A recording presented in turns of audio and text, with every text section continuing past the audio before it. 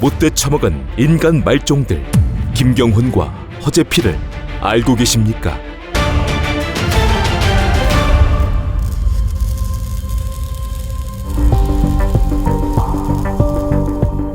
2001년 10월 중순 경기도 용인의 한 골프장 클럽하우스. 당시 28세 김경훈이라는 자가 취직했고 5개월 뒤인 2002년 3월 24세 허재필이라는 자가 취직하게 되는데 못돼 처먹은 두 사람의 이른바 잘못된 만남은 그렇게 시작되었다.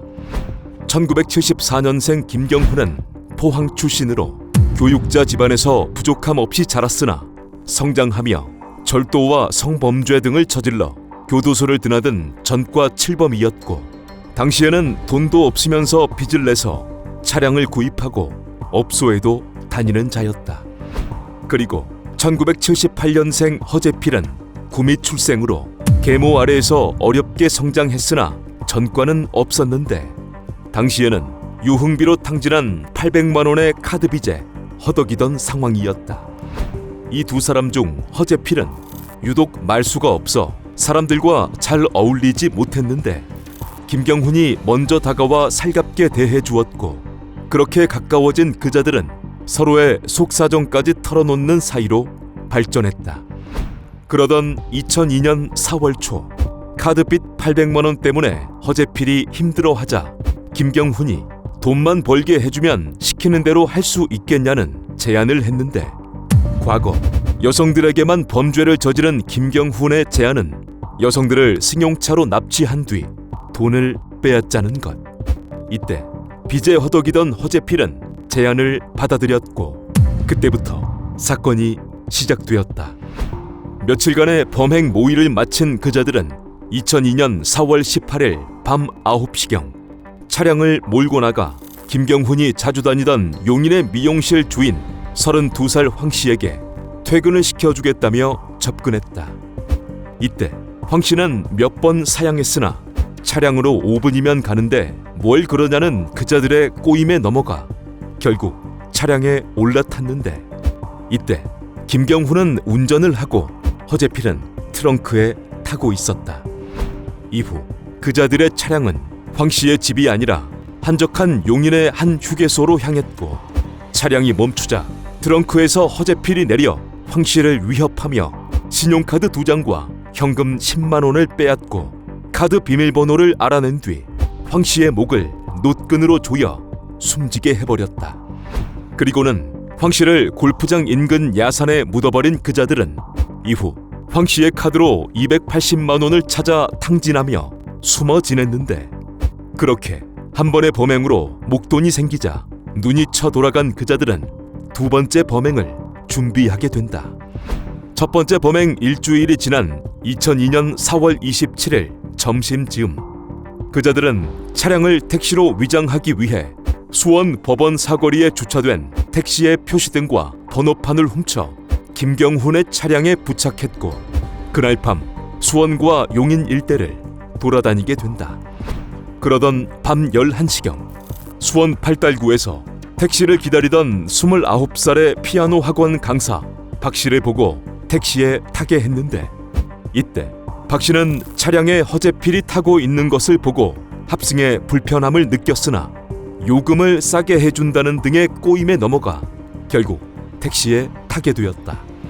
이후 그자들은 차량을 몰고 가 용인의 한 주차장에 멈춰 세운 뒤 박 씨를 위협해 현금 2만 원과 신용카드를 빼앗게 되는데 이때 생각보다 정 씨가 가진 돈이 없자 그자들은 돈도 없는 게 택시를 탄다며 욕을 했고 박 씨를 위협하여 카드 비밀번호를 알아내고는 노끈으로 숨지게 해버렸다. 그리고는 숨진 박 씨를 트렁크에 옮겨 실은 뒤 박 씨의 카드로 현금 50만 원을 빼내었고 다음 날인 4월 28일 밤 10시경 세 번째 범행을 위해 용인 시내를 돌아다니게 된다. 그러다 야근을 마친 20살의 사회초년생 서 씨를 태운 뒤 경부고속도로 하행선으로 차를 몰았고 이때 서 씨가 어딜 가냐고 항의하자 갓길에 차를 세운 그자들은 서 씨를 위협하여 현금 2만 원과 신용카드를 빼앗게 된다. 그리고는 전과 같이 서 씨의 신용카드 비밀번호를 알아낸 다음 노끈으로 서 씨마저 숨지게 해버렸고, 숨진 서 씨를 숨진 박 씨가 누워있는 트렁크에 옮겨 실었다. 그렇게 3번의 범행을 마친 그자들은 돈이 없으면 몸이라도 빼앗자는 계획을 세웠고, 3번째 범행 8시간 만인 4월 29일 새벽 5시경 수원의 번화가로 향했다. 그러다 나이트클럽에서 나오는 22살의 최 씨, 23살의 김 씨, 27살의 강 씨를 보고는 그녀들에게 접근해 공짜로 데려다 준다는 등의 수작을 부렸고, 꼬임에 넘어간 그녀들이 차량에 타게 되었다.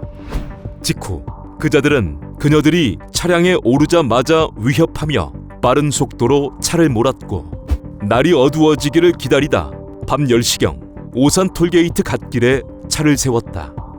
그리고는 그녀들을 위협하여 현금 15만 원을 빼앗은 뒤 계획대로 허재필이 23살의 김 씨를 후미진 곳으로 끌고 가서 몹쓸 짓을 했고, 이어서 김경훈이 22살의 최 씨를 끌고 가서 몹쓸 짓을 해버렸다.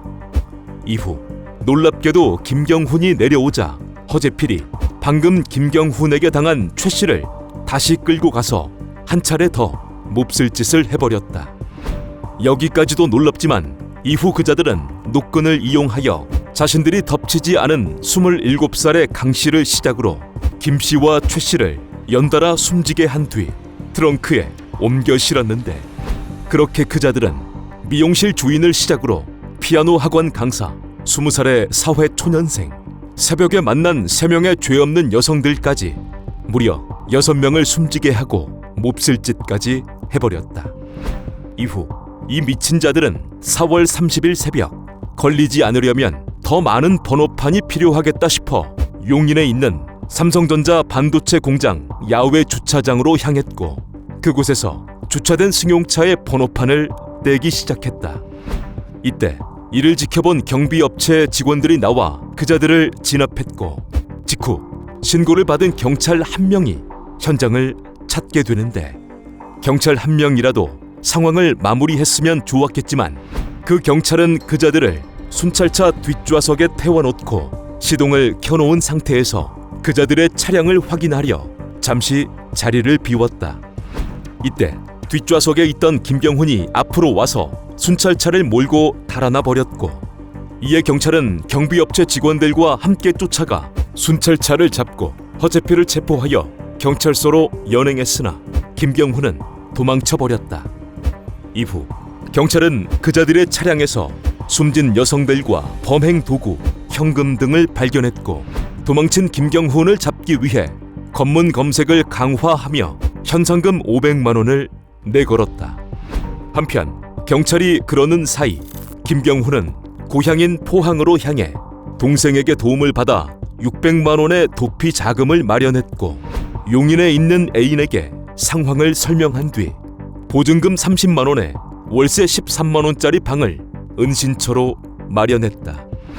이때 경찰은 김경훈이 동생과 통화한 내역을 확인하고 2002년 5월 1일 포항으로 출동했으나, 김경훈은 수사망이 좁혀오자 극단적인 선택을 하여 숨져버렸는데, 그렇게 김경훈이 숨졌으니 남은 건 허재필뿐. 이자의 재판 결과는 어땠을까?